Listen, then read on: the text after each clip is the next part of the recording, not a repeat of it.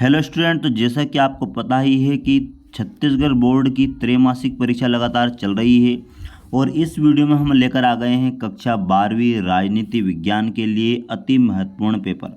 और बच्चों, जैसा कि आपको पता ही है कि पूर्णांक जो होने वाला है वो 50 अंक का होने वाला है और इस पूरे वीडियो में हम प्रत्येक प्रश्न के क्वेश्चन को बताएंगे, यानी कि उनका सॉल्यूशन भी बताएंगे, हम आपको हर प्रश्न का उत्तर भी बताएंगे, इसलिए वीडियो में लास्ट तक बने रहना है। तो सबसे पहले देखते हैं हम कि क्यूबा मिसाइल संकट कब उत्पन्न हुआ था। तो जैसा कि आपने यदि चैप्टर पढ़ा होगा तो क्यूबा मिसाइल संकट जो है वो 1962 में उत्पन्न हुआ था। तो आपको 1962 कर लेना है इसमें। उसके बाद जो अगला जो क्वेश्चन है वो आप देख सकते हो यहाँ पर क्वेश्चन नंबर 2 कि द्विध्रुवीता से क्या आशय है। तो आइए देखते हैं बच्चों द्विध्रुवीता क्या होती है।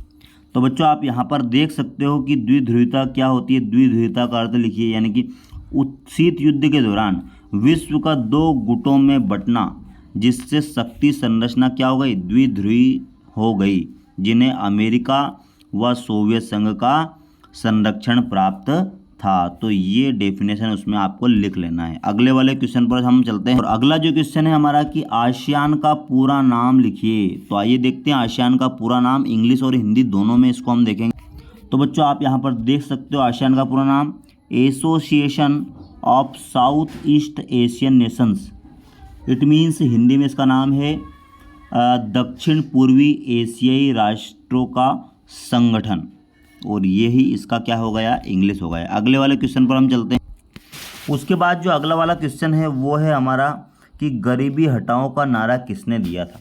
तो इसमें आ जाएगा इंदिरा गांधी। इंदिरा गांधी ने क्या किया था, गरीबी हटाओ का नारा दिया था। उसके बाद जो इसका 5th जो क्वेश्चन है वो है कि ऑपरेशन इराकी फ्रीडम क्या है। तो आइए देखते हैं इसको क्वेश्चन को हम।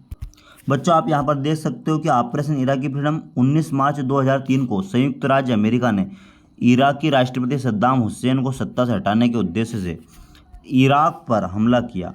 अमेरिका के इस युद्ध को ऑपरेशन इराकी फ्रीडम कहा जाता है बच्चों, और इस ऑपरेशन में अमेरिका का अन्य देशों ने भी सहयोग किया था।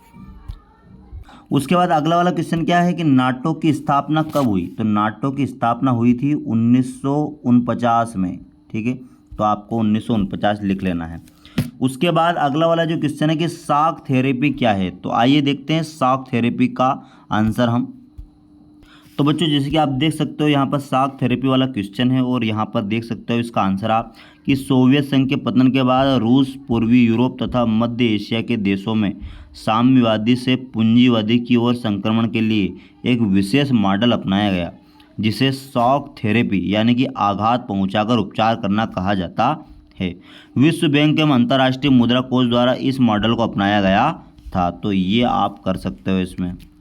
उसके बाद अगले वाले क्वेश्चन में बर्लिन की दीवार यानी जर्मनी की दीवार कब तोड़ी गई थी। तो ये तोड़ी गई थी 9 नवंबर, आप लिख सकते हो यहाँ पर 9 नवंबर 1989 के दिन बर्लिन की दीवार जो है वो तोड़ी गई थी। उसके बाद 9 स्वतंत्र देशों के सामने सबसे बड़ी चुनौती क्या थी। तो 9 स्वतंत्र देशों के सामने सबसे बड़ी चुनौती थी विकास की चुनौती, कि विकास कैसे किया जाए। उसके बाद वर्तमान में नीति आयोग के अध्यक्ष कौन है। तो वर्तमान में जो नीति आयोग के अध्यक्ष है वो है हमारे प्रधानमंत्री नरेंद्र मोदी, ठीक है। यानी कि नीति आयोग के जो अध्यक्ष होते हैं बच्चों वो देश के प्रधानमंत्री ही होते हैं। उसके बाद अगला वाला जो क्वेश्चन आप यहाँ पर देख सकते हो कि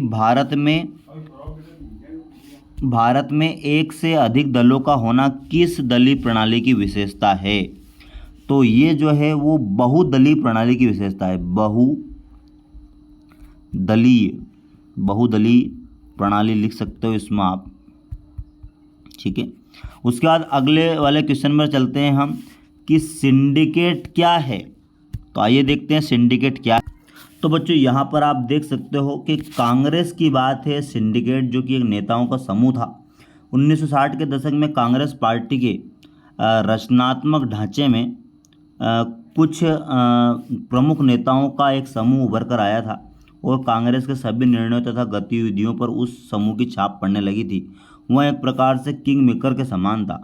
इसी समूह को अनौपचारिक रूप से सिंडिकेट कहा जाता था। तो यही आप इसमें लिख सकते हो। उसके बाद अगला वाला जो क्वेश्चन है वो शीत युद्ध के प्रति भारत का रूप कैसा था। तो शीत युद्ध के प्रति भारत का जो रूप था वो था गुट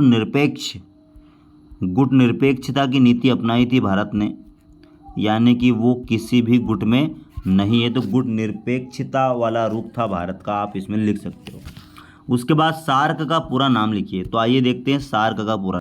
यहाँ पर आप देख सकते हो SAARC full form South Asian Association for Regional Cooperation, यानी कि क्षेत्रीय सहयोग के लिए दक्षिण एशियाई संघ ही क्या कहलाता है, सार्क कहलाता है। उसके बाद बच्चों यहाँ पर महाशक्तियाँ छोटे देशों के साथ अपने सैन्य गठबंधन क्यों रखती थी, लिखिए। कोई 3 कारण लिखना है इसमें हमें।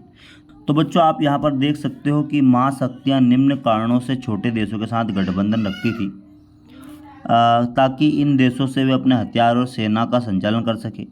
महाशक्तियाँ छोटे देशों के साथ सैनिक ठिकाने बनाकर दुश्मन के लिए जासूसी करते थे। छोटे सैन्य देश गठबंधन के अंतर्गत आने वाले सैनिकों को अपने देश में रखते थे, जिससे महाशक्तियों पर आर्थिक दबाव कम पड़ता था। महाशक्तियाँ आसानी से छोटे देशों पर अपना वर्चस्व कायम कर सकती थी।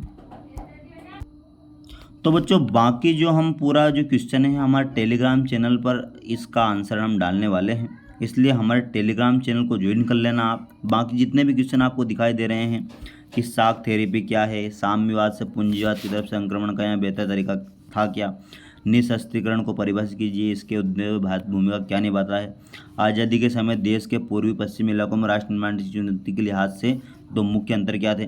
तो ये जो सारे क्वेश्चन आप इनको कैप्चर कर लीजिए, इनके आंसर हम हमारे टेलीग्राम चैनल पर आपको भेज देंगे।